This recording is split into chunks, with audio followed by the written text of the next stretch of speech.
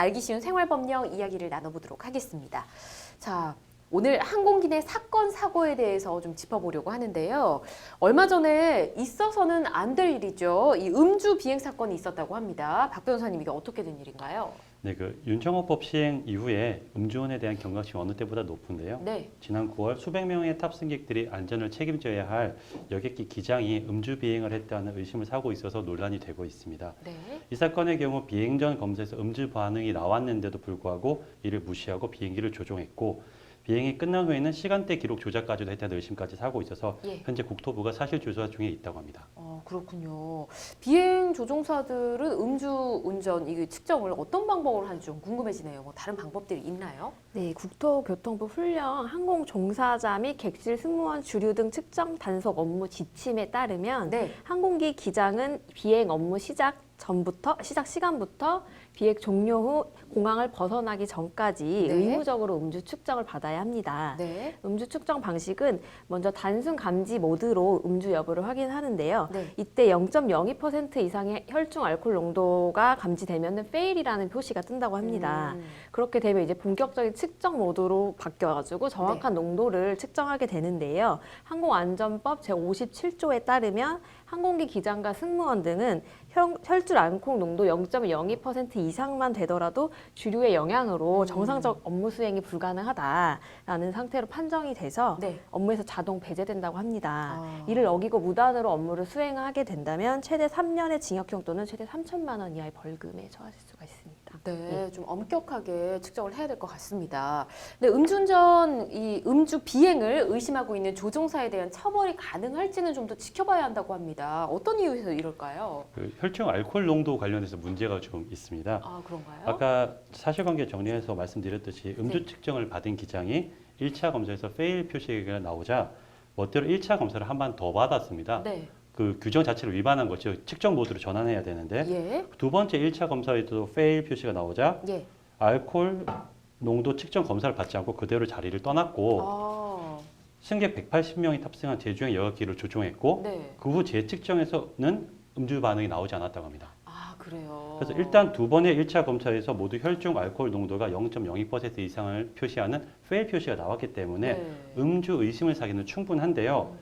그 형사처벌 여부를 결정하기 위해서는 결국 혈중 알코올 농도가 특정이 돼야 됩니다. 네. 그런데 비행 후 술이 깬 상태에서 정확한 측정을 한 상태에서는 음주 수치가 나오지 않았던 것이죠. 그렇죠. 당연히 그렇겠죠. 음주 정도가 어느 정도 알기 어렵게 된 것입니다. 예. 실제 사건에서도 음주운전의 경우에는 혈중 알코올 농도가 제대로 측정되지 않았다는 주장을 펼쳐 무죄 판결을 받는 경우가 종종 있습니다. 네. 이 사건에서도 기장이 1차 검사 때 오류가 있었다고 주장한다면 사실상 처벌이 쉽지 않을 가능성도 있습니다. 다만 해당 항공사는 형사처벌과는 별개로 네. 절차 미준수를 위해서 중징계하기로 결정한 것으로 알려지고는 있습니다. 네, 중징계를 받고 처벌도 좀 있어야 될 것 같다는 생각이 들긴 합니다. 네.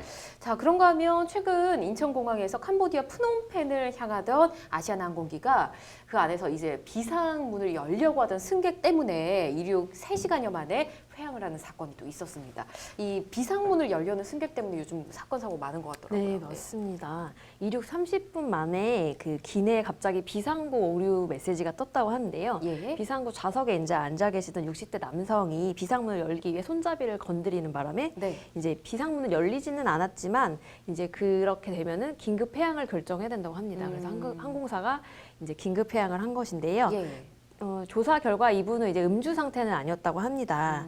이제 다만 이제 법률상으로는 기내에서 음주나 약물 복용 후 난동을 부리거나 네. 소란을 벌여서 타인에게 위해를 가하는 행위를 하는 경우에는 1천만 원 이하의 벌금에 처해질 수가 있는 범죄에 해당됩니다. 네, 이 비상문은 조심해야 되는데 또 이렇게 만져서 예.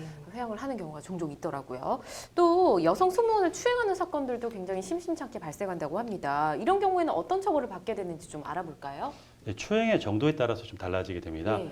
그 형법상의 강제 추행의 정도에 이르는 경우에는 형법상의 강제 추행죄로 처벌을 받게 되고 이 경우에는 10년 이하의 징역 또는 1,500만 원 이하의 벌금에 처할 수 있고요. 네. 실제로 2016년에는 운행 중인 국제선 항공기 안에서 여성 승무원을 추행했다는 혐의로 징역 8월에 실형이 선고된 바도 있습니다. 오, 네. 이제 그보다 낮은 정도로서 다른 사람에게 성적 수치심을 일으키는 행위의 경우에도 예. 현재 항공보안법상에는 1천만 원 이하의 벌금에 처할 수 있고요.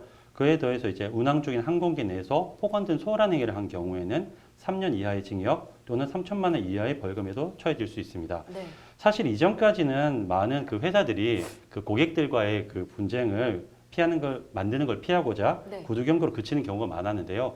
항공보안법이 개정되면서 기장이 기내 불법 행위자를 경찰에 인계하지 않으면은 네. 기장이 소속되는 항공사에게 과태료를 내게 하는 규정이 생겼습니다. 그 이후로는 실제로 신고 건수가 상당히 늘었다고 합니다. 그렇군요. 알겠습니다.